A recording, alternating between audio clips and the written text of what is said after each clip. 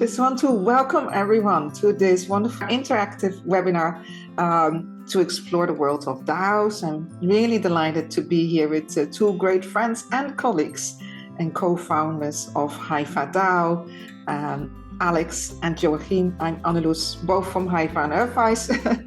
So today we carry many different hats. Delighted that you're all with us from around the world. And for these 90 minutes, we really want to explore with you how DAOs, which means Decentralized Autonomous Organization, it's just quite a mouthful, what it actually means, you know. What is it that with these blockchain technologies we are able to do? How can we empower social innovation? What is the future of work? What have we been up to as this DAO to create these new tools to empower humanity, to coordinate and align our collective intelligence for solving the wicked problems of our time?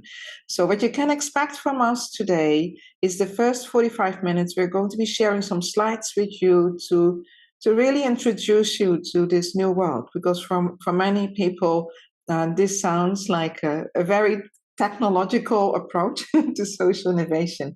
But what you'll discover through this webinar is, in fact, that it's quite the opposite. Because what we're doing here is a human-centric approach to organizational development and a human-centric approach for using technology to make the great transformations of our world feasible. And in the second half of our webinar, we want to hear from you. Feel free already in the meanwhile to just use the chat function in the Zoom room here and share your thoughts, your ideas, your questions that we can then go into in the second half of the webinar. But for now, before we get started, just like to ask you to take a deep breath in. Let's get present here today, as many of us are living busy lives. So let's just take a moment. And take a deep breath in, hold for a few seconds, and breathing out. And allowing yourself to be fully present here in this space. As we'll be exploring also our collective wisdom and intelligence together, and how we can empower each other and the great necessary movements for our world in transformation. So with that, Joachim, I'd love to bring it to you first. Would you be able to take us a little bit into the world of Hypha and DAOs and how Hypha has been empowering this social innovation? Absolutely, Anneloes. First of all, thank you so much for this invitation, for this exciting webinar. So we'll dive deeper into DAOs, decentralized autonomous organizations, and see where we'll take this next. So let me share my screen and go over a few slides before we dive deeper into what the DAO actually does and how it looks like in this environment, right? Let's get started. This is a first part here of our conversation and diving deeper into what the Hypha DAO is all about. Hypha, by the way, stands for the mycelium in the soil. You can see this here on the upper right side. It's the thing that connects everything, that builds and coordinates thriving ecosystems. That's the name of the Hypha DAO. That was why we come together and why we're building this global DAO movement, really, for social innovation, for bringing people together in all kinds of ways. So let me give you an overview of what this is all about. First of all, we're seeing massive challenges all around the globe, right? Organizations around the world are under enormous pressure to change, right? There are many change models out there. One I'm pointing out here is the current systems that are in decline. And we need to build new systems, right, that provide new future potential and create the transition path, right, from the old to the new.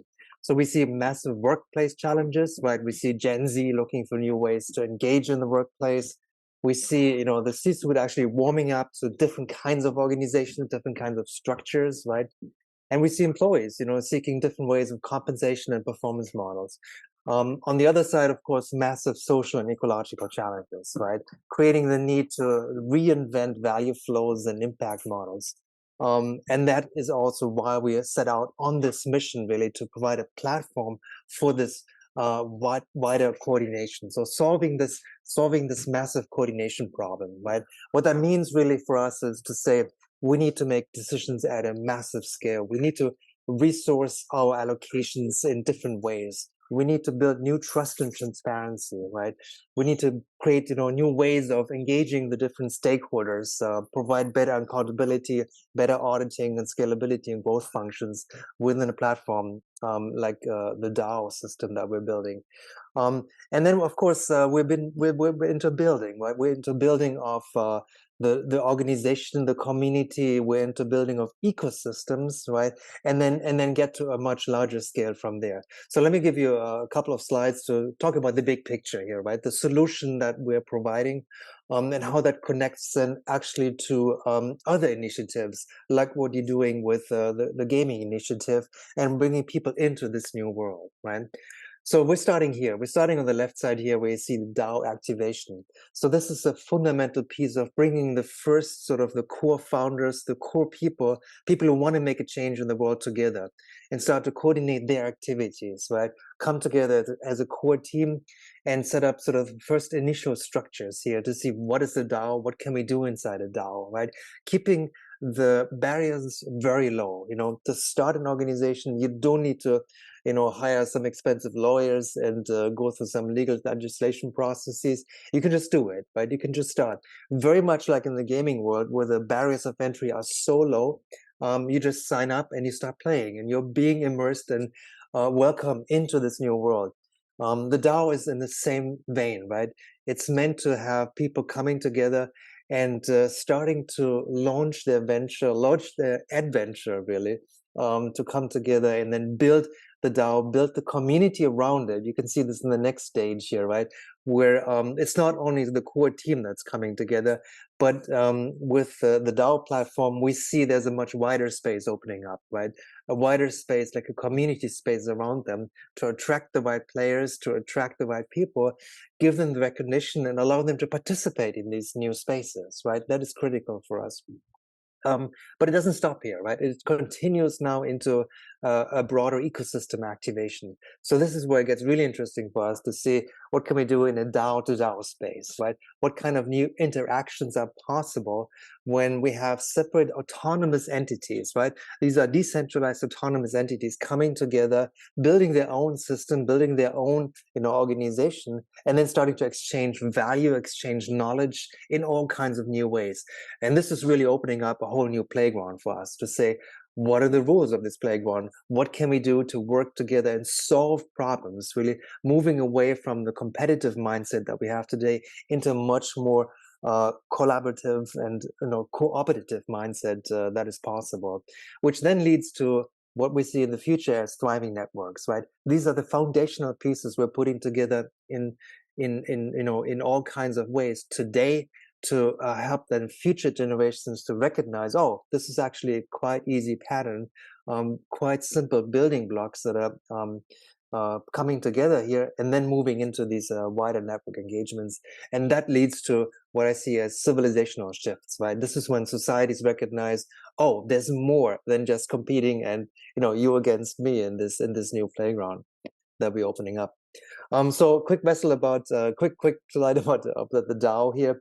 So I mentioned the shift, right, from a competitive mindset, what we see on the left side here from the current system that is so much extractive, right, calling it the legacy operating system, that brought us where we are today, right? This is the industrial age. This is the third, now moving into the fourth generation industrial age mindset, right? But it's still, coming together as a way to see who is competing against who, right? What can we do to sort of raise on top, and leave the others behind, right? This is shifting through this, what we call the DAO operating system, which is much more about living ecosystems, about circular value flows, right? It's about agreements, not formal contracts or, expensive ways to set up complicated structured documents. It's about on-chain agreements that you can quickly, put into a DAO, vote on it in the DAO, and then move forward from there. And Alex will show you a demo after this, so you can actually see how that looks like and works like inside the DAO. So we're moving towards these decentralized organizations, right, to cooperative networks. So networks that are coming together to solve these really difficult problems, these wicked problems together, right? And that's the only way for us to really move forward and see how we can solve these problems without starting, coming back into our competitive mindset. Real quick, and I think you will see more of this in the demo that Alex is showing you here. But the high-level features we have inside the DAO is about collective decision-making. It's about multi-token currencies that you can embed inside the DAO to enable these kind of value flows, right? It's about role and badge archetypes. It's about contribution accounting and budgeting. It's about this treasury management inside the DAO. And it's about governance and compensation and how you reward people, really, not only, showing them the way to use the technology, but also rewarding them for the work, for the role, for the quests they're launching inside the DAO. Okay, I think we're ready to transition. Let me give you a quick overview of the UI. So what we've done over the last 4 years almost, we come together and built the DAO. And used really our own DAO to build the DAO, right? So this is the platform that we initially started to use to build a currency, a regenerative currency called Seeds. Now we transitioned into, this is actually becoming a platform for everybody to join, right? A platform for us to say, hey, this is something that can be used and applied in all different kinds of ways. And we found many different use cases for that in socio-ecological spaces, socio-political spaces, economic spaces, you name it. We feel like this is a door opener. This is a way for people to enter this new space, again, with lower entry barriers, making it easy and become part of this new playground, right? And explore that further. So there's a new UI, new UX coming up. If you're familiar with WebFree a little bit, this is just starting up and saying, hey, we are now in this new space, but it's still early days, right? It's still innovators. It's not yet mainstream. So we're building sort of the first initial bridges, from the existing system, from Web 2, that's more centralized, more commercialized, more extractive, right, towards Web 3, which means it is much more decentralized, right? We're now pushing it to the edges and giving the data back to the people, giving the power back to the people so they can create their own organizations independently from any institution and from any other way where you would fall back into sort of old extractive patterns. That doesn't mean a DAO is not registered, it can have a legal form. There are many, many opportunities to, build your DAO on Web3 and then still anchor it in traditional regulatory frameworks, like a value association or cooperative or some other traditional ways of registering your organization. So with that, I'm going to stop here and make sure that we have time for our demo. And then get into a deeper discussion on also the intersection of the DAO with the gaming world, right?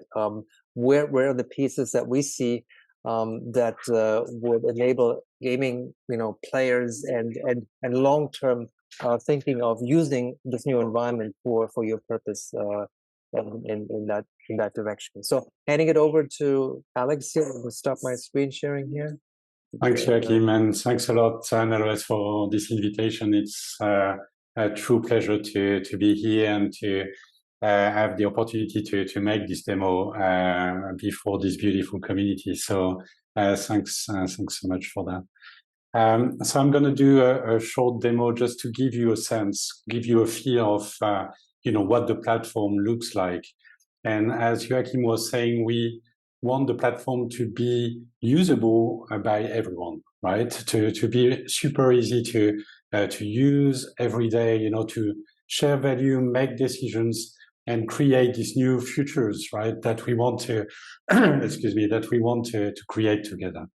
So this is the first view that shows you the Hypha network emerging.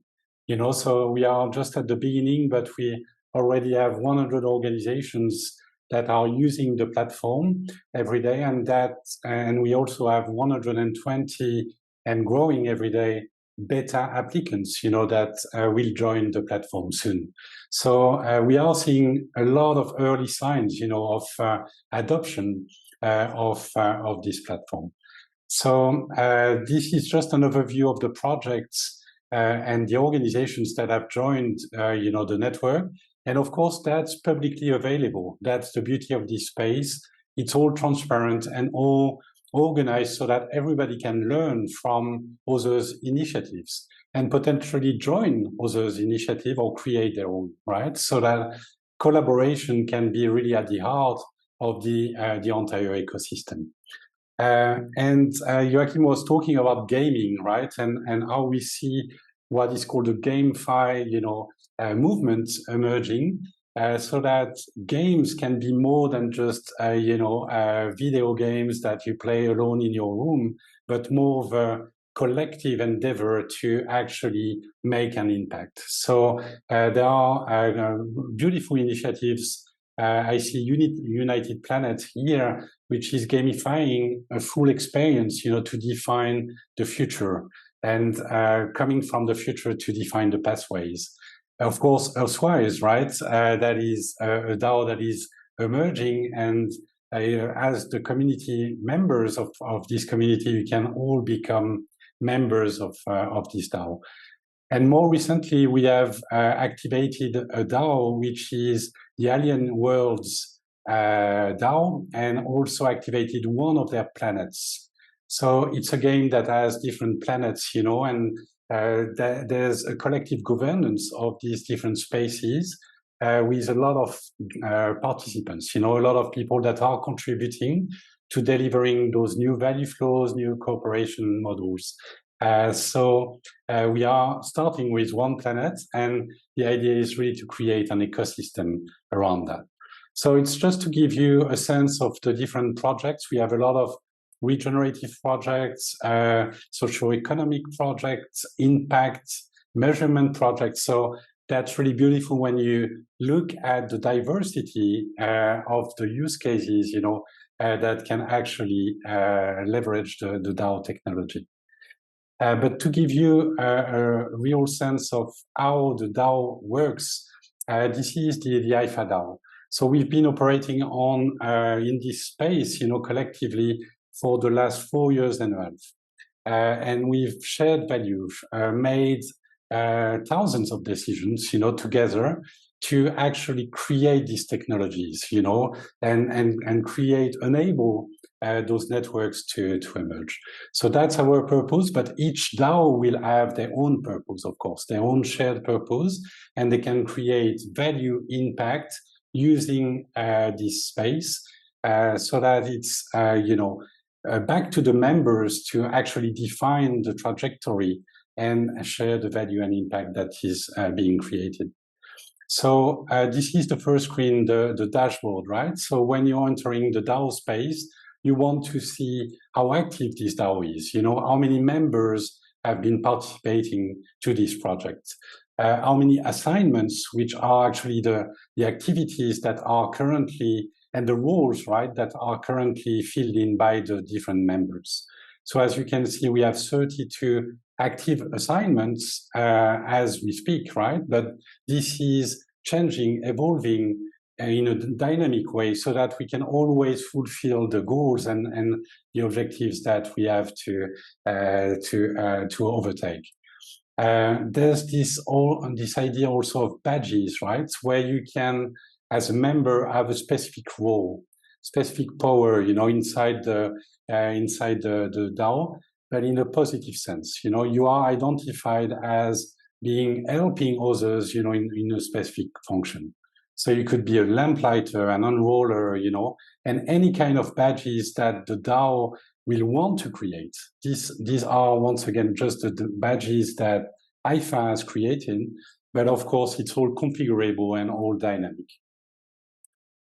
Now, let's talk about decisions, right? So everything in the DAO is a proposal. So that's a proposal submitted by a member towards other members that have the voice, and the ability to vote for those proposals. So that's really a collective decision making.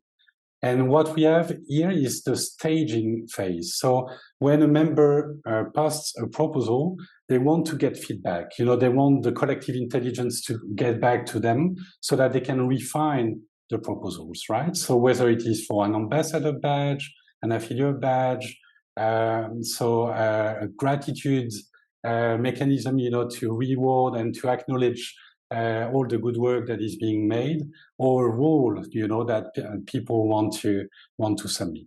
So these are examples of active proposals. So this is really a classic week for Hypha. It's a really dynamic space where a lot of proposals are submitted, voted on. They don't always pass, and that's also the beauty of the space, because we can then engage the dialogue and see how we can improve them, so that we really define activities that can serve the purpose. One thing that I didn't emphasize enough, I think, at this stage, is that the purpose is at the center of the DAO. Everything we do is to fulfill our purpose. So every role, if you like, every assignment, every quest, every contribution is actually looked at with regards to the achievement and the fulfillment of our endeavors. As I was saying, we've made thousands of decisions, agreements. So you can see all the history here. As I was saying, some proposals are not passing, some others are passing, and that's really what we want to analyze. So without going into more details into the rules themselves, what I want to show you is, the voting mechanism. Sorry, let me go to an active proposal. So as I was saying, we want everything to be really simple, accessible to everyone. So to vote on a proposal, you just need to click on a button. Yes, abstain, and no. And you can, of course, add comments if you have comments on the proposal. So it's all really accessible and really easy. And what that can do, if you imagine an ecosystem and a community, is that everybody in the community could have a say on important decisions, could bring their feedback, their point of view, and could really inform, the core team working every day on the project on what is needed, what is missing, and how, for example, for EARTHwise, how to make the game better, how to involve the community better, how to transform the activities that we see in the game into real life impact, for example. So having in one place, the core team, the community, and forming an ecosystem from there is actually really, really powerful. And that's not something that, traditional structures can help to build. Now we have the members view, and you see the applicants. We are getting a lot of energy, coming our way, with people willing to contribute to the project, willing to take a role, and or quest, and provide their talents there. So we are onboarding people, as they come, and depending on the needs, of course, that we have in the project at the phase we are on. These are all the members, that have participated. As you've seen, more than 300 people were involved and are involved, inside this project. And to finish, we have this treasury view, the tokenization part, which is actually really interesting. Don't think of it as crypto market speculation. It's not at all our space. What we are capturing here and acknowledging here is value, impact, voice. And that's really what we can do. So each DAO will have their own policies, their own definition of what value is, and that's how deep, the configuration of these spaces can go to. So that's also beautiful. I stop there for the demo, and we can, of course, address all your questions, but I know that there are more topics to address. So Alex, while you're there, can you share a little bit about the 3 layers of the token? I think it's really interesting for people to know with the utility and... Okay, yeah, no problem. So we have 3 tokens that are natively provided when activating a DAO. And each DAO actually has full control on those tokens. And the idea is, as people contribute, as people bring value into the DAO, there's more token being minted. being created, if you like. So that we can see, the value that has been collectively created throughout the months and the years of existence of this specific DAO. So the first token is the utility token. That's really this idea that the token has a function inside the ecosystem, inside the context of the DAO, and that it will be used by others, using the products and services or endeavors of the DAO itself.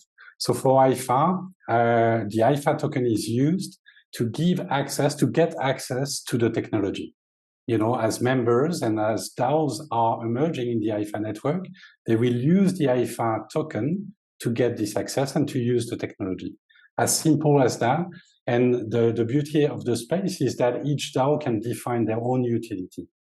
There's no, predefined utility. It's really for each DAO to define them. Then we have the payout token, because when members are contributing to a DAO, they will need a share of their compensation paid to them in equivalent USD, equivalent euros, so that they can pay their rent, pay their bills, right? So that's the idea that some of the contribution can be actually paid out to support those needs and basic needs.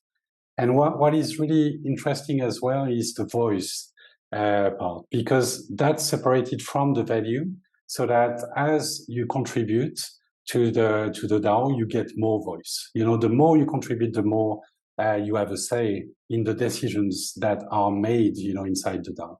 So we wanted to separate the voice from the value tokens, so that it's purely, this materialization of your involvement into the DAO.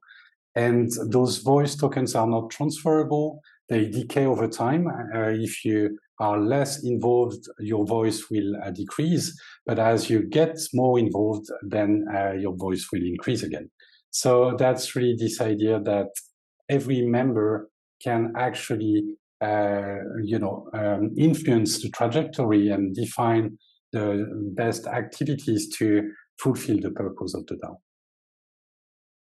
That's great. And still, while you're there, because it's so beautiful to show that, if you can click on that function where you just create a contribution request, so they can see also, yes through that how create a proposal. Exactly, you can create a proposal, and that you can choose in that, whether it's a role or whether it's a quest, if you want payment to be deferred, and how much time commitment you have the flexibility to choose that.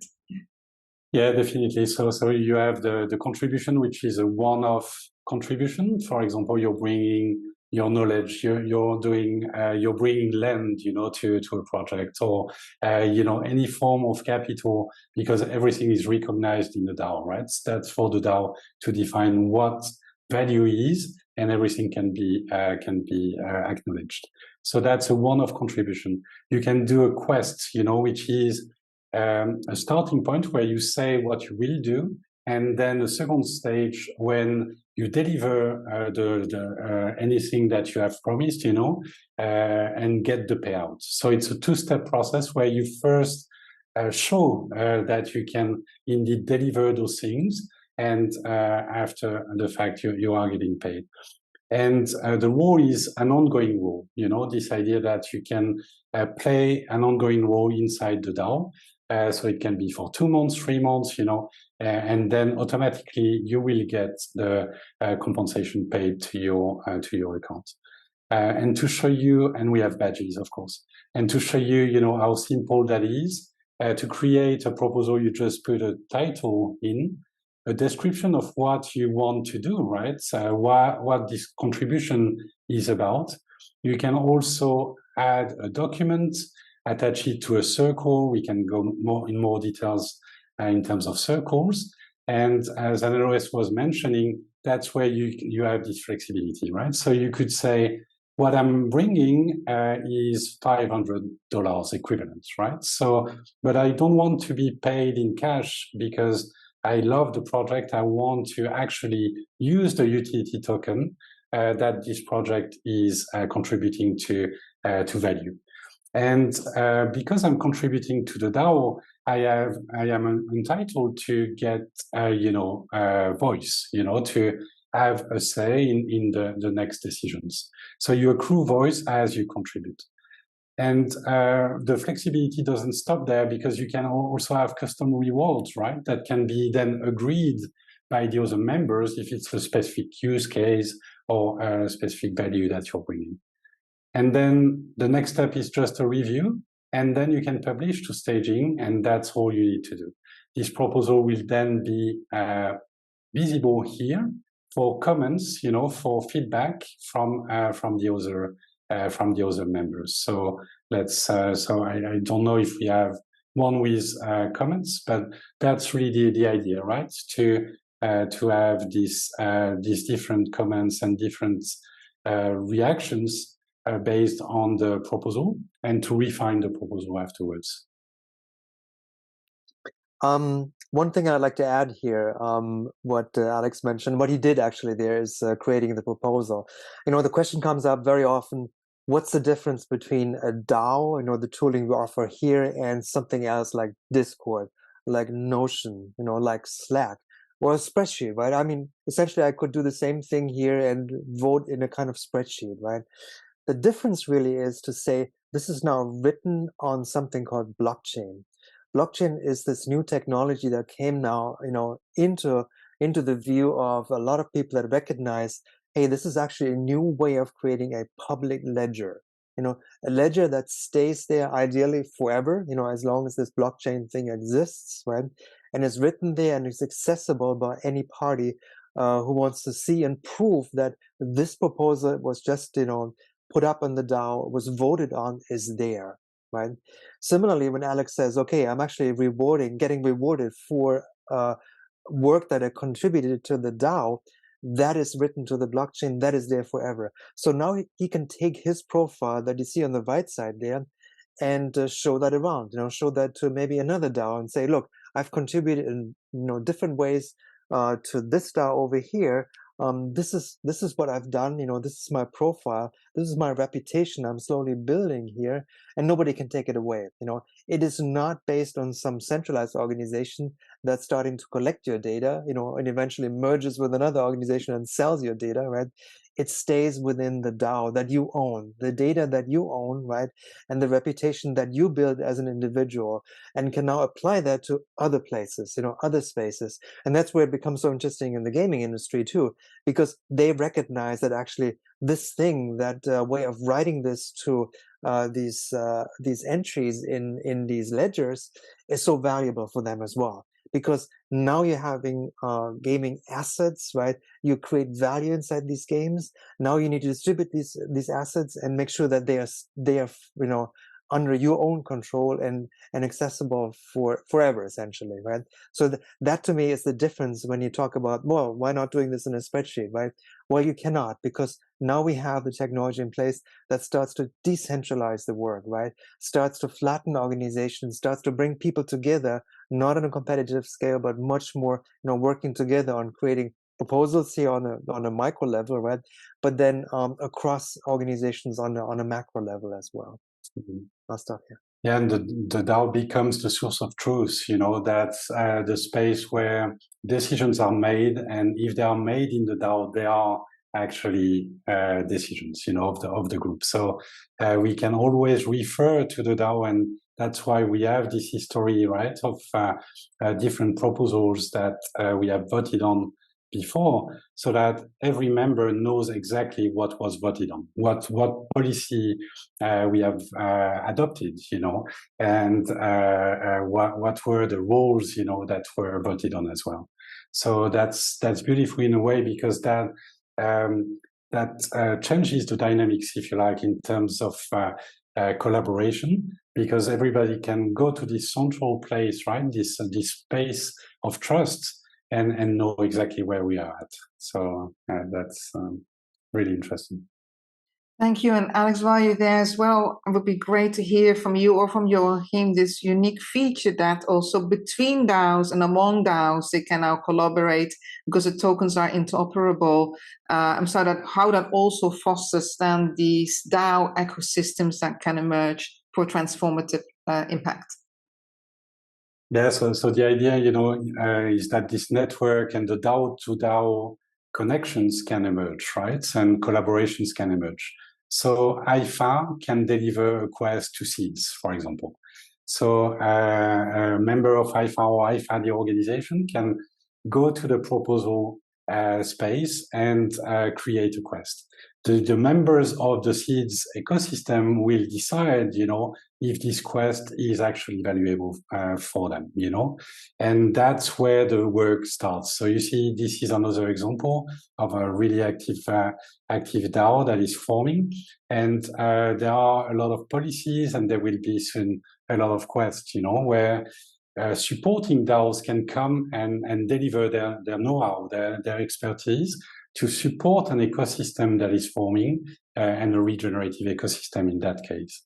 So yes, we are really trying to create the links and create these deep relationships, at any level of this network, so that the complex system that Joachim was referring to can actually emerge, but with the simplicity of one DAO at a time, because that's a question of context, right? So you are looking at one DAO at a time, and therefore this complexity is manageable.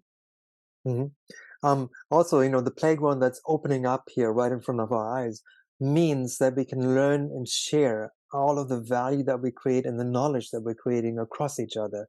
So when I look into Region Living or Samara Trust, I can actually dive into the organization, can see what's going on, what kind of roles and patterns have they created, and they're able to share that with the rest of the world, right? So this isn't a game of I'm hiding this away, this becomes my intellectual property, right, that I can protect with my lawyers. This is about parts of my organization are openly shareable, right? I want to make sure that the best sort of solutions and patterns come to the forefront and people can learn from each other, right? This is a decentralized network where I can share, where I can look into others, where I can create new partnerships here to say, hey, you provide great services to the network. Why not making that more available to the rest of the other network players that are already present here, right? And that rapid innovation, that for me is a very evolutionary pathway, right? We're learning as we're doing this in a very dynamic fashion. It's not structured, it's not top down where a single entity controls this entire thing. No, it's players at the same level. They're all participative and they engage in these conversations where we all learn and come together. Yeah, so just to conclude, we also have the DAO to DAO agreements. I think that's worth noting, where each DAO will actually vote on the agreement, and therefore that will create this bond, between two DAOs. So we are exploring, these different ways to actually collaborate and make it explicit on the DAO. But I stop there, if that's okay, Anneloes, or that's good. I think it's a good place to go to the Constitution. Yes, so that sounds good. Great. So maybe Joachim, you can bring back the slides again. Yep. There's one question in the chat. Okay, let's see. The DAO appears focused on governance and value exchange. Where does the exchange of project or community-related content and messaging happen? Joachim, you want to answer that from Greg? Sure, I can start, and then anybody can jump in. So yes, the DAO is a place for sense-making and decision-making, right? So a lot of the governance roles and the activities are happening within the DAO. If you go deeper into sort of where is the actual project management happening, right?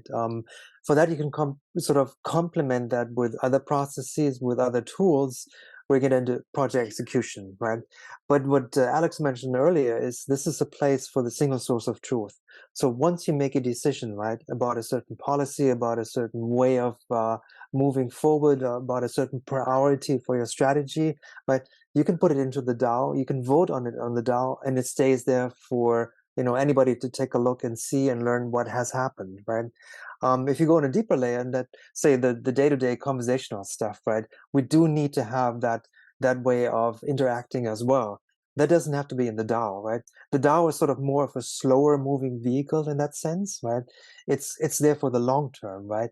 And it's even there for sort of the next generation of DAOs that's coming out of the DAO. I think we'll dive a bit deeper into sort of the notion of there's a mother DAO that starts, a movement, an activity, a whole project space, but then over time there'll be other players, right? And then you can now, the things you've learned, you encode that in your own DNA and then transition it into the next generation, right? And that can be a whole bunch of other DAOs that are taking your message, your learnings further into the world, right?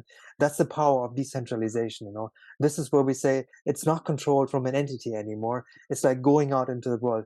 I love this expression of an autopoietic process, right? It's autopoiesis here, in a sense that you put enough knowledge, you put enough sort of DNA into a DAO, so it replicates itself. It has enough information to survive and to continue on into the next generation, right? And that's the beauty of this kind of network that's built on fundamental building blocks, right? And that doesn't have to be everything in the DAO. There can be multiple pieces coming together, but work in conjunction, right? Work together on, again, solving these harder problems. Thank you so much. I answered this. Yeah, that's good. And the rest of the Q&A we'll do later. So let's go back now to the constitutions. Because what you just said about DNA, just like in life, isn't that beautiful? This DNA, if the right DNA is there, then the evolutionary process of life coming out of our collaborations and co-creations will make sure that it can then scale in a way that adds value to life. So what we want to present here and take you through a little bit as well is that there's also a constitutional basis for what we are doing. And for those of you who are coming in today completely new to this conversation, just like to presence this and what that means also from an EARTHwise perspective, and then how this is translated also from Hypha. So within EARTHwise, what we've been doing is through the long-term study really of the cosmology and evolutionary principles and the behaviors of living systems, of living ecosystems, and with the primary question of how do we apply that really, as if we understand that we ourselves are also living systems, not mechanistic systems, and then understanding that a lot of at the root of the sustainability crisis today is because we've been growing and evolving our world with mechanistic systems, which are very often extractive by design. So what we've been doing at EARTHwise is translating these principles into a constitution for a planetary civilization. And when we're using the word constitution here, what we present is that, in fact, every living system already has an innate constitution that is cosmologically given. And that really comes from the deeper cosmological and informational architecture of the universe itself. So if we are now starting to biomimic and cosmomimic that living constitution of life and reality and our universe, starting from the foundation of the universe, and now apply that as the framework and evolutionary blueprint, if you want to use that word, for making those agreements that Alex and Joachim were presenting earlier. So this constitution, everything is open source code. It's freely available. You can actually adjust it also and contextualize it for your own purposes, which is also what we've been doing together with Hypha. And the architecture of this constitution consists of a compass, which you will see in a minute, and that includes a shared vision and purpose for this thriving planetary civilization, 3 essential life principles, 5 future archetype codes. And when you were looking earlier at the Hypha DAO and the role assignments, those 5 archetype codes in a unique way for Hypha are now also archetype patterns through which people can contribute and co-create value for the DAO. And they serve as the new operating systems, as the new operating system of this new era, as well as 13 living systems protocols that help us to navigate by the North Star of thrivability and support as well the personal as well as the collective, societal, and systemic transformations that are necessary for a thrivable world and future, as well as 16 commitments and pledges that are really as our promise for how we are embarking on this rite of passage, as well as this journey and this quest. The EARTHwise Constitution has already been endorsed by more than 50 organizations and more than 1,000 people from around the world. We launched it last year, uniting people and organizations in our movements as well through a common vision and shared agreements. You can already download it freely in English and Spanish, and where the German and French versions are now ready, but they have to be put into the nice, beautiful PDF formats. Japanese and Dutch are in creation, and more are coming. So maybe the next slide. Yeah, so these are all the different organizations that have already joined this partnership alliance for planetary civilization. You should see Hypha and Sita there as well. And many of you who are on this call are part of this alliance as well, where we are meeting several times a year to really collaborate together on the basis of this constitution, so that we go through the deeper collaborations of what the partnership for this time is all about. So this is the compass that you're seeing inside here, and these are the 13 living systems protocols for thrivability, which at the meta pattern, as those 13 that I described here, are kind of kept the same among different constitutions that we are co-creating. And then the specifics of how we translate that to the unique purposes, for example, of the Hypha DAO or the Seeds DAO or any other DAO, those are then collaboratively by the members of that community, DAO or projects, organization worked out. But this is just kind of the overarching journey here of these living systems protocols, and acting first of all from unitive consciousness rather than this duality and harmful competition. Creating from wholeness, honoring systemic boundaries and cycles. That's really important if we put that into our growth models. Growing our freedoms as evolutionary processes rather than only thinking of them in terms of rights. Evolving through conscious choices and empower participation. I won't be reading them all out because you can go through that in your own time, but I just want to presence this beautiful wheel here of what we are using as our compass to really guide and set higher standards also in case of Hypha, where this is part of the Hypha Constitution, setting the higher standards really of the purpose of our technology and also how we evolve our technology. So here we're seeing now the application, and I'm just highlighted there a couple of them. The application of these living systems protocols now within the Hypha Constitution. So, for example, when we are seeing 6.3, honoring systemic boundaries and cycles, which is essential if we want to really go to this thrivable world, if we want to address the biggest sustainability challenges of our world, then we need to learn how to live within the carrying capacities of our planet, but also within the social carrying capacities. So this is why, as from Hypha, what we're saying here is that we're honoring how living systems are self-organizing systems that grow and mature through circulatory flows, metabolic processes, etc. And we're designing our DAOs, therefore, as a self-organizing system that can be programmed to cohere with planetary boundaries, social ceilings, and cyclical value flows. So I want to just presence here how we can hear programming it for life. Isn't that beautiful? Because very often we hear in this word as, oh, wow, it's programmed, as if it's a bad algorithm. Well, no, we can apply here with this programming function in DAOs, we can actually apply here the living systems algorithms. And then growing our freedoms then as an evolutionary process. Then as a DAO here, as Hypha DAO, we recognize that living systems are creative and that they grow their freedoms ecosystemically through interdependent and reciprocal relationships. Now you see where these value flows, the tokenomics, the coordination and decision-making tools that Alex and Joachim shared you earlier now comes to life. So these are not just words. We're building the technology and giving people and organizations the tools to really make this a reality for everyone. And applying this by designing DAOs, therefore, as societal systems that empower freedoms ecosystemically, based on respect for autonomy and responsive design, transparent information flows, and collective decision-making. And I think what's also unique here in the Hypha DAO, in this constitution, that we're actually recognizing how our universe is a participatory system that evolves as a whole through individual and collective choice-making, again, providing the tools, the opportunities, the technologies, the support, the feedback loops, even the reward systems, to really make this concrete. So, and enabling conscious choice making.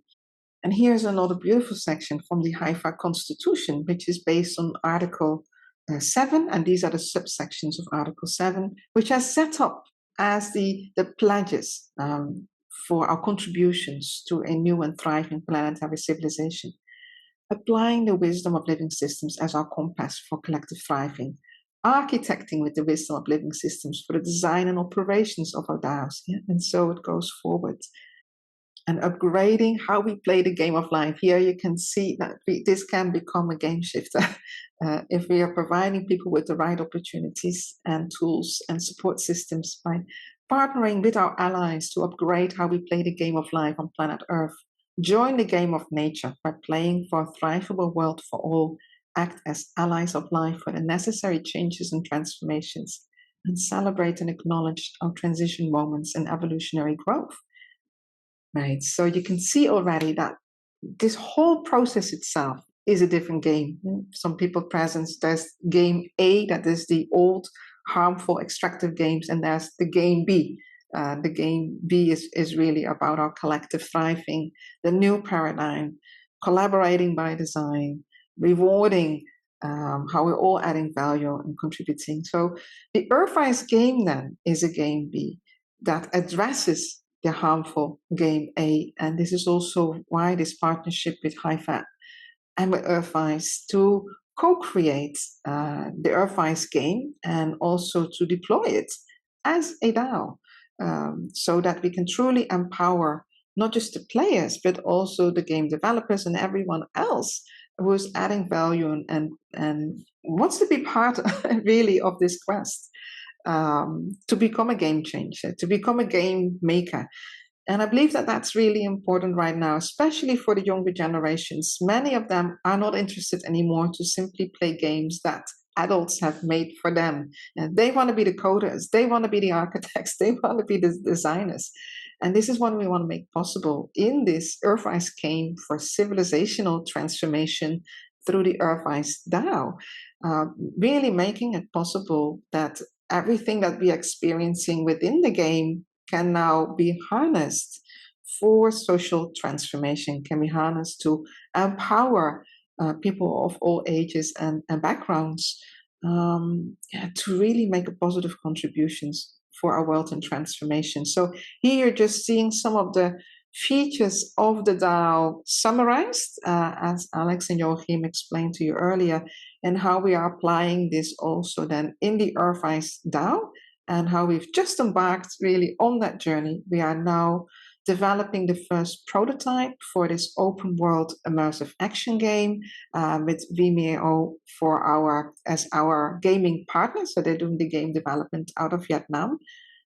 So the EARTHwise game, as I explained earlier, is really a game for creating real world impact through gaming. If you really consider that over 3 billion gamers worldwide, 3 billion people are playing video games worldwide.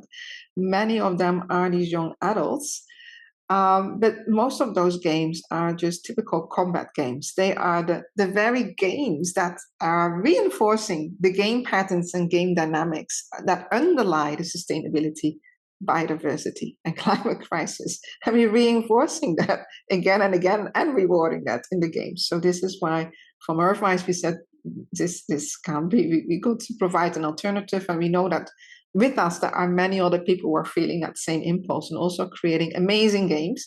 And this is also why by having a DAO-centered approach to how we develop and deploy games, we're looking at that same diversity to emerge from that. So not just looking at one game, but what are the intersections now of the different games who have shared a similar constitution, similar alignments, similar kind of underlying agreement structure for the purpose of gaming and gamification, and how we can therefore become together by aligning these gaming DAOs, really becoming a tipping point for social transformation. So in the EARTHwise game, what we are doing here is addressing and really making visible what we call the Moloch game dynamics. So Moloch stands here for an old god that humanity used to sacrifice its children to in order to gain the favors of this god. And if we're looking at what's happening right now, we could say, well, the Moloch game is still operational. We are actually sacrificing our children. We are sacrificing our future to the Moloch game dynamics of our economic and political and social systems that are constantly rewarding people to sacrifice something for a short gain, that are sacrificing our collective well-being for a quick gain. And we really need to stop that. And we can't just solve the sustainability crisis only by having these beautiful sustainable development goals. It's really important that we address the underlying game dynamics for why our world is in crisis. And that's the game dynamics of collapse. So in the EARTHwise game, the players are learning about Moloch, but they're also learning now how to play the game of life for transforming Moloch by using the powers of an emerging new era. So when the players are playing the old Moloch game powers of simply killing, manipulating, dividing, they are reducing ineffectiveness in the game. But when they are playing the archetypes, the powers of the archetypes of this emerging new era, which you saw earlier also as these archetype patterns in the constitutions, in the DAOs, this is when they learn to become the architects, the transformers, the alchemists, the storytellers, the story makers, the pattern weavers that are catalyzing the inner and the outer transformations. And this is why the EARTHwise game also will merge and blend these virtual and real life quests and challenges and support people to truly make a positive impact in the world, as well as working with the DAO governance structure for how to, for example, collectively decide on how are we going to share and distribute the revenues of the game. How do we make sure that the value that is generated by players from all over the world working together to embracing these big challenges, how do we make sure that the revenue that is created from that and the value now is going back and flowing back to the communities and the people who are adding value, but also to nature itself, and even making sure through a future fund that there's always enough, always surplus, always an abundance also for future generations who are not yet here, and making sure that the earth herself has a voice and a stake in the game. So let's go from here to the next. I think we've gone through the completion of this slide deck, so we can actually open the conversation. That's it. So please, we want to hear from you. We want to hear your questions, or while you're still considering what your questions might be, let me ask a quick question to Alex and Joachim here. How can people join the beta launch? You mentioned a little bit about Hypha's beta launch. What does that mean? How can they join? Yeah, I can share the link on the chat if some people are interested, but this is really the idea to participate to this program that leads us to a new version of the software, of the application.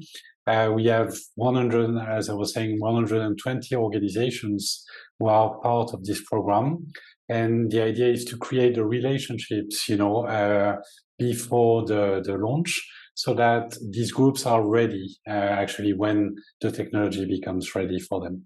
So please don't hesitate to join. I will share the link in the chat, and that will allow you to be in the first cohort, to create your DAO, your Decentralized Autonomous Organization. You're with us on the screen. We'd love to hear your feedback or question.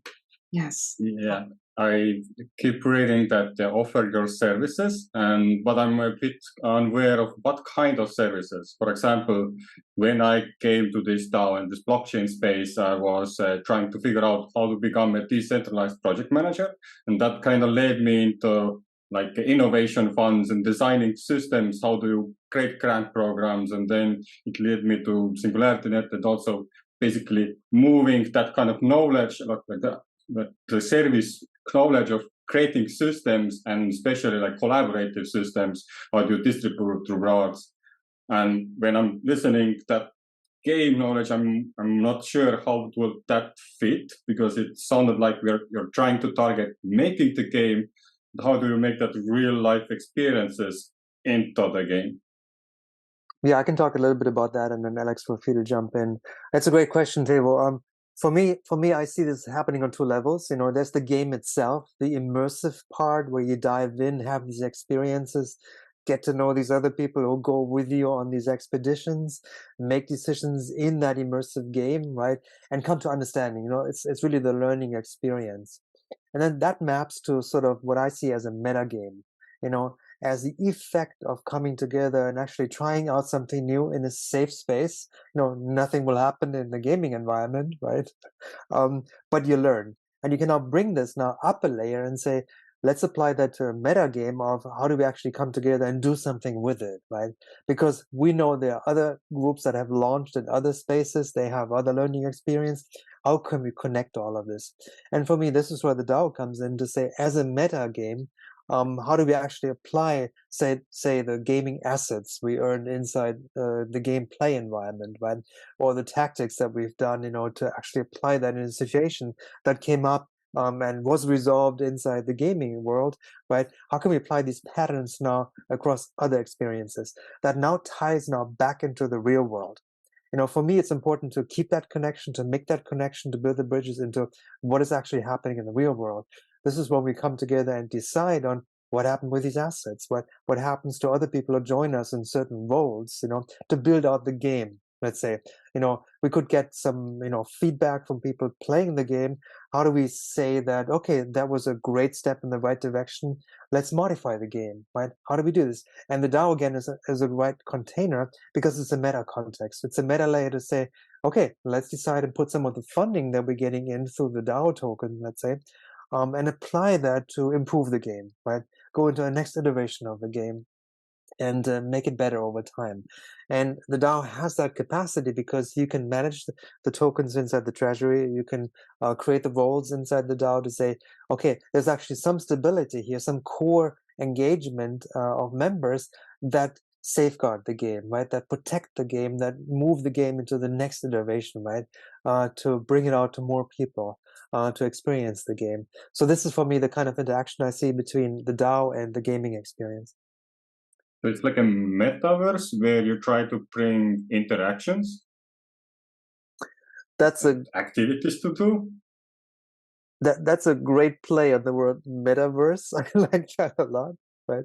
To say this is actually, that's the real meta game here. That's the touch into what do we do with new funds coming in. You know, say there's a supporter who says this is a great gaming experience. I want to support that. Here's $1 million, right?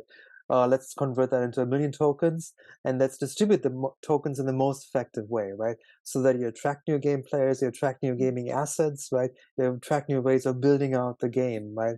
And you have a solid platform that is actually safeguarding these kind of steps into the right direction.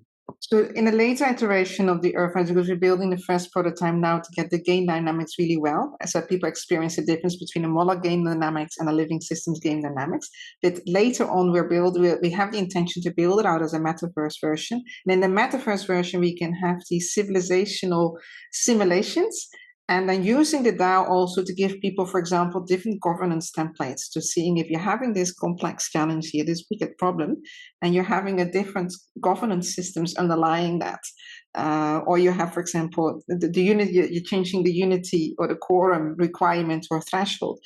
What is the impact on that, on the way that people are behaving, even the tokenomics, so that we can really start to play out in these metaverse gaming worlds with an underlying DAO governance structure and tokenomics, the kind of social tipping points and changes that we want to see. So there's a lot of potential here for working, with this in a DAO kind of way. I don't know if that answers your questions as well. Quick thing, Tevo, I think what makes it more tangible is we think about gaming guilds, right? If you see a lot of the large multiplayer games, they created these guilds, right? And the guilds are really almost like outside the game, where they coordinate the next quest, right? Decide on what the assets are that we're going to invest in, another quest, or improve the gaming experience. That is how I see this, these two layers playing, together on solving this. I think I got the idea, but I see also two more hands up. So yes, I was just going to say, I think I will add them. Thank you so much. Yes, please start speaking already while I try to add you to. Oh, that's because your video is not on. That's why I can't bring you here. If you have your video on, then I can bring you next year. We can hear you. Yes. No, it's so late here. My apologies. Yeah, I'm flat on my bag. My apologies. It's more of a general question. In organisations, we have these different roles, including you've got your accountants, your bookkeepers, but to operate on a DAO, you were going to have often organisations where the main body of people are not really made to be doing the administration work to do the DAO. So is there an idea floating around to return to this training program where we could actually train, I guess, one of the administrators to actually run this part of the organisation? Because it'd be nice to have a training course to say, okay, at the end of it, we know in our organisation we have someone who completely can find their way around the Hypha tools. Mm-hmm. Yeah, I was responding to some questions on the chat while Anneloes was doing the presentation, and what I want to express is that the Hypha network is this space of collaboration, and we are really inviting anyone who wants to evolve in that space to actually bring in their talents, their expertise, and experience. Because what we are seeing is that there's a huge need for DAOs to be supported in all dimensions, right? There were some questions on the human side and how we create trust, how we manage this transition, and bring people into this new space. We have a lot of, members actually willing to play this role, willing to help, human beings to make this transition, this self-introspection almost, so that they can enter these new spaces. You're talking about accounting. I can see definitely, service DAOs providing these services. And we are discussing with several companies that are active on the accounting on the blockchain space so that they can come and provide those services. But it's true at any level, really any level. And we are calling for contribution, of course, throughout the Hypha network, with this idea that we can share value and really support each other's. It was more talking specifically to the Hypha tools and having that really good expert close at hand, so that if I want to make a quest or proposal, I can contact them and be walked through it and help through that. So very specific to that. Right. That's sure. That's also included. We are developing services, that will soon be available for DAOs to follow, these different training pathways and different quests or tailored services. And here again, we have service DAOs that are willing to also support in this. So you will see, Kimberly, really soon a lot of different initiatives coming your way. And it's about you choosing the one that is the most useful for you, for your specific needs. Wonderful. Thank you. Thank you, Kim, and good night, because I know it's late for you in Perth. So, Gaia. No, I'm sticking around. You're still sticking around. You're brave. Thank you. Then Gaia Union, love to bring. If you can come on video, please do. Then I bring you here. If you prefer to be off video, don't need like that. Yeah, it's fine. Actually, just kind of weaving both the last questions is like we see Hypha having a lot of potential in terms of governance and also related. How do we complement all this movement of people, like in this 99 mission of creating peace and harmony in the world? Like, is at the end is how we really coordinate the whole system. That some part of that would not be in Web3, these kind of platforms. So it's seeing Hypha as a piece of the puzzle, maybe not like where everybody will fit and everybody will get all the answers and all the the solutions to what they actually need to do, because of course that's also what the real life needs, like people in the ground doing other kind of job. It's probably, as they have stated, is just where we keep the track of the main key information. And in, for example, eco-villages might have sociocratic systems where they are having these meetings every week or every month. And probably I'm just putting another example of real life of they could use the DAO for main decisions, for example, but probably they always keep a balance in what they are doing in the daily life with whatever we can record on platforms like Hypha. And actually, we are indeed inviting many of the people from World Unity Week to join this let's say movement, this DAO that is gonna mainly be focusing on creating conscious projects in the ground and also virtual programs. So it's also an opportunity to everybody that is interested in this kind of thing start exploring this from this other or from this specific.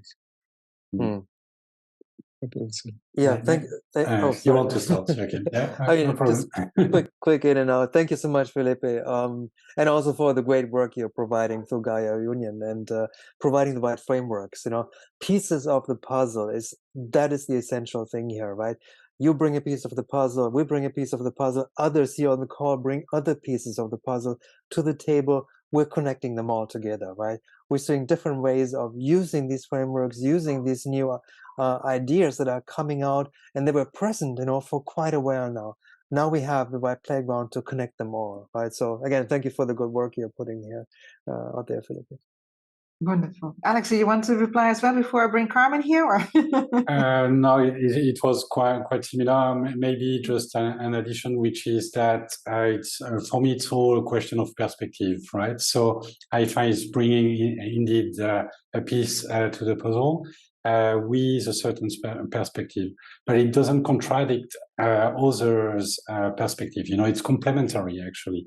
So it's just a question of a vision and what you can sense, but if we all come together with all these different talents and services and frameworks, then I think we can really create a change in the world.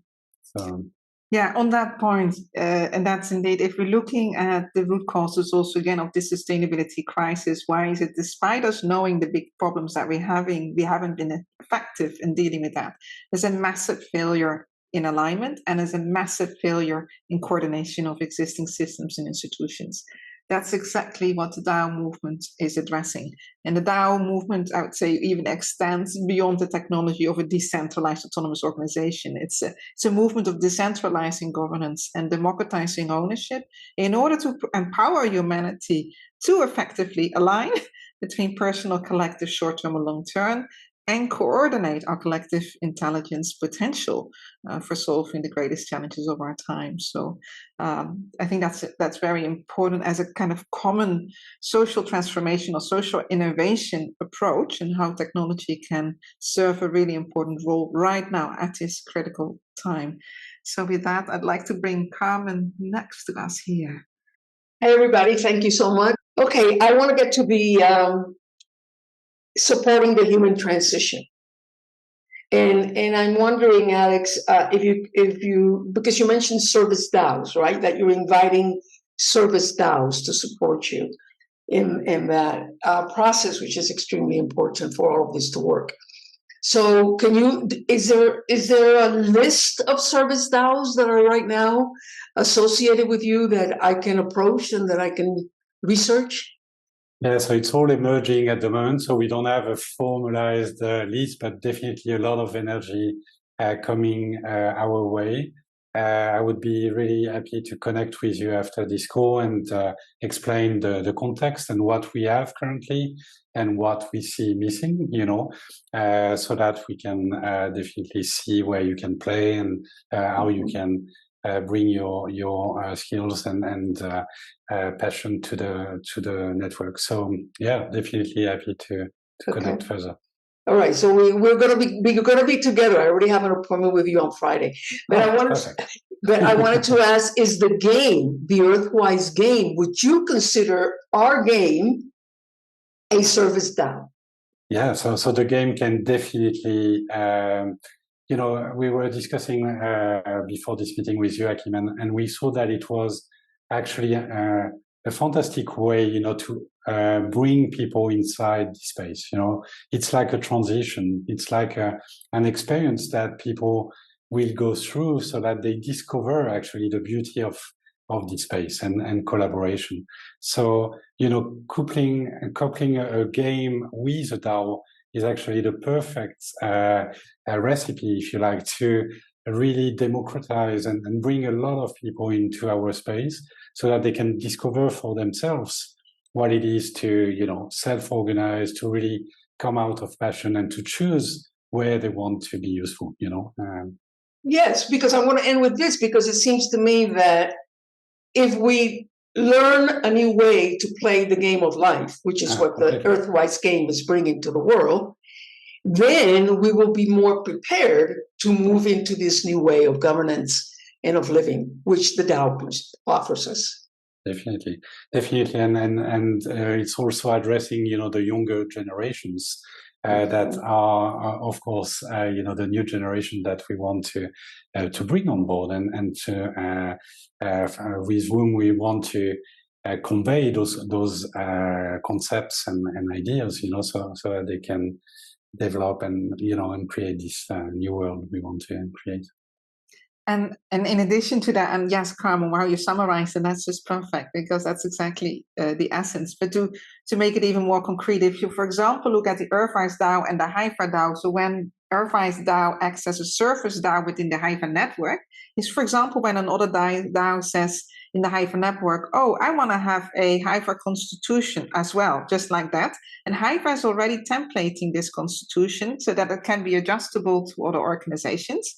So that when you're setting up your DAO and you're working with the compass of the EARTHwise Constitution, you customize it now for your DAO. But you're saying now, for example, but we like some help with that. We don't want to just do this by ourselves. We want the EARTHwise DAO, from the expertise that is there as part of the Hypha network, help facilitate that consultative process now that we are formulating our own unique constitution for our DAO in a way that's really appropriate for our purpose. Now you can start to see how that starts to build out. Yeah, in also ways that we'll be working with DAOs within the Hypha network to support us further. To say, for example, we'd love some support with communications or media or storytelling, or so there's many ways in which we can build these ecosystems of services in support of each other. First off, epic work you all have already done to bring this about. It's really fascinating how far the tech has come, and your UA really looks great.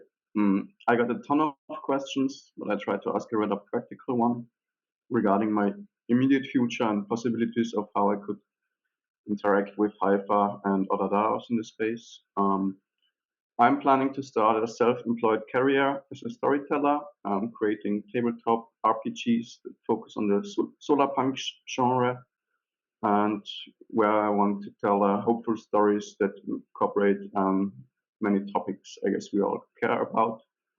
But I'm very fed up with the standard profit-seeking options I have in my country to make a living out of it.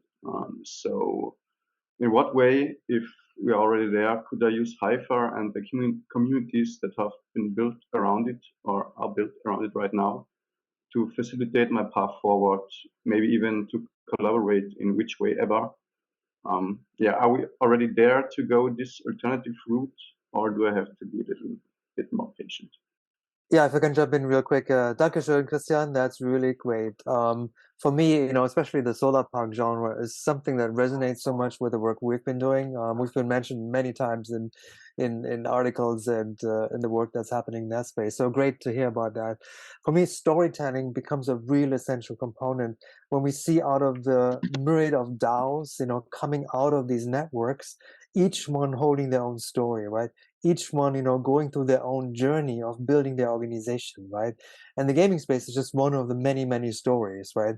Give you two other examples. We're working with the Myanmar pro-democracy movement now, to actually help people in Myanmar to say, whoa, something bad happened in the country. How can we rebuild that story and create a new movement using something like a DAO platform?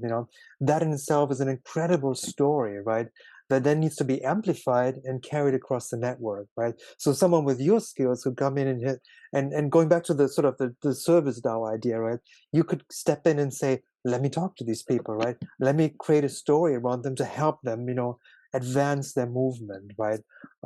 Another one in the social political space here in the US, the elections are coming up next year, as everyone knows, and we're trying to create another story for the independence, right? The United Independence movement, to say how do we amplify that and how do we create a platform for them to coordinate, a different kind of movement that shows a different political system that is possible, right, in the United States.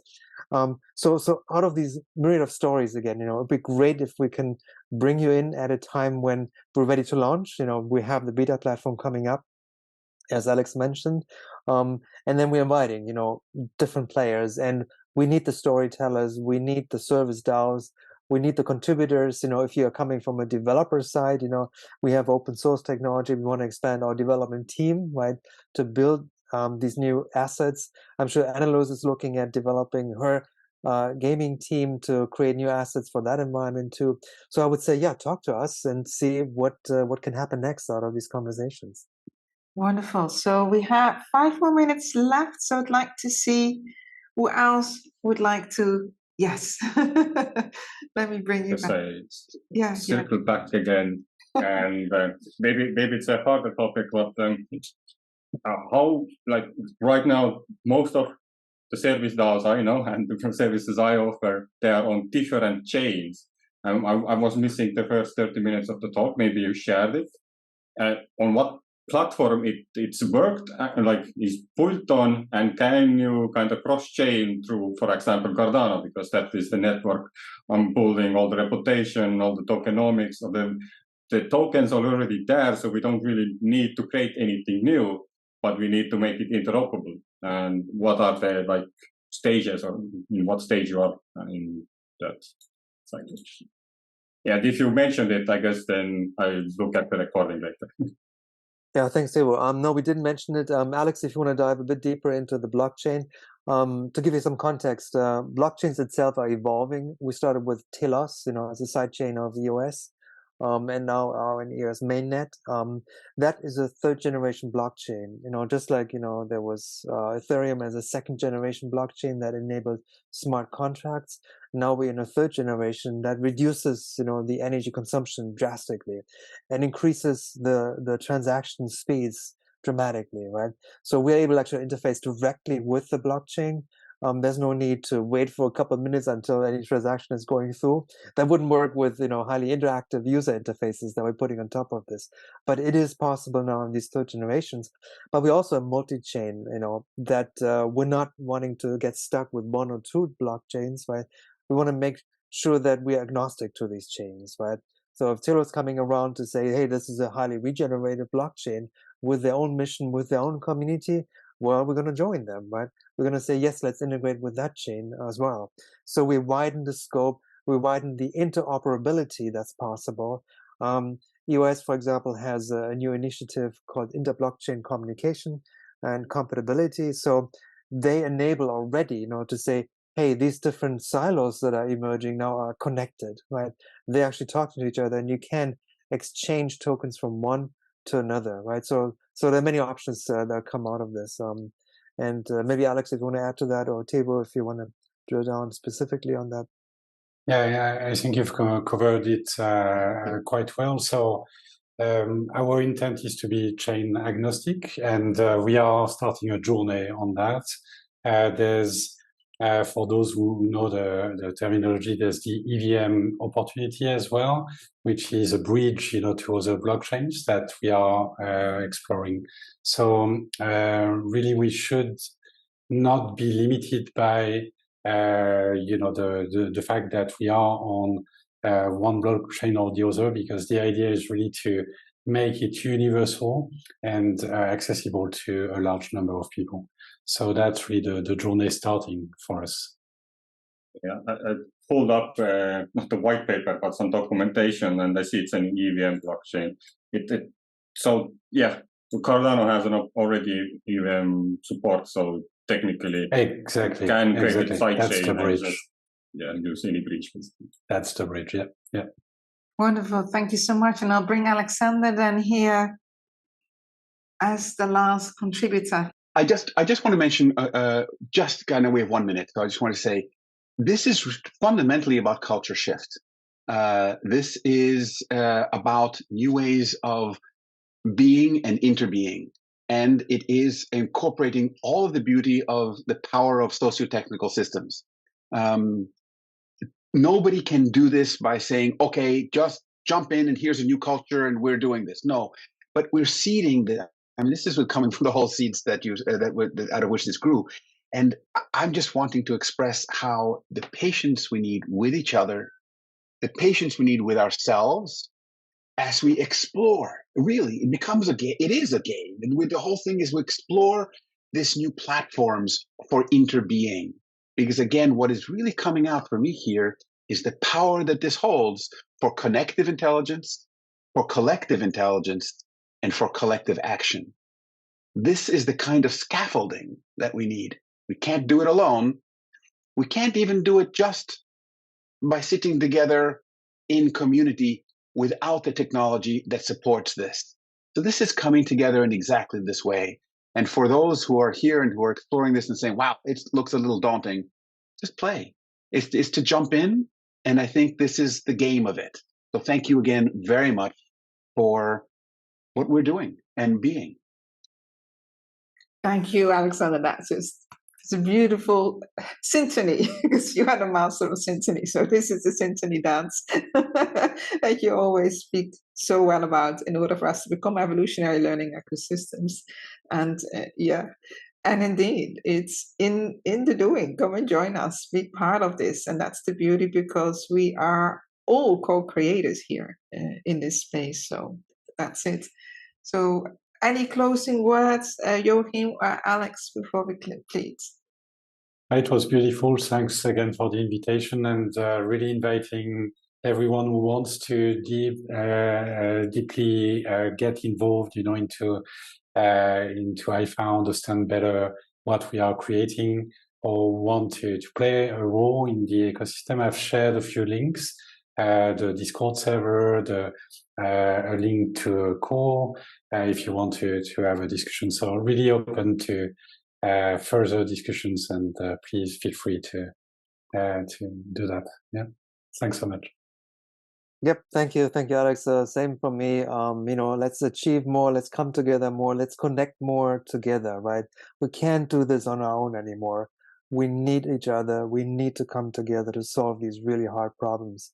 And here are the new playgrounds. Right? Here are the new rules that we're all coming to create. Co-create together. It's nothing that some person individually can actually build. It's, as Alexander said, it's something that we need to bring to the table, connect the pieces, right, and look at the whole that's emerging out of this. So thank you all for this. Well, thank you both so much, Alex and Joachim, for really taking us through the Hypha journey. It's brilliant. I've been a core member of Hypha for many years now. It's been an amazing experience. I love it. I'm part of this for the long term. So that just tells everyone off. I think that sends a very strong message. So it's great. Thank you for the courage of taking on this social innovation to really support our world transformation. So with that, I want to thank also all of the participants here. I'm going to move us on gallery view for a moment. Thank you so much for being with us today. We're looking forward to many more conversations. I will follow up an email also for a deep dive, a special webinar going into the EARTHwise Constitution, where you can learn also how to work with this beautiful template for yourself, with the stewards of the Constitution. For now, I just want to thank everyone, wish you a great day or evening wherever you are in the world. And let's unmute so we can hear your voices as we say goodbye. Thanks, bye-bye. Bye-bye. Auf Wiedersehen. Next time. Adios, everybody. Thank you so much. We meet again.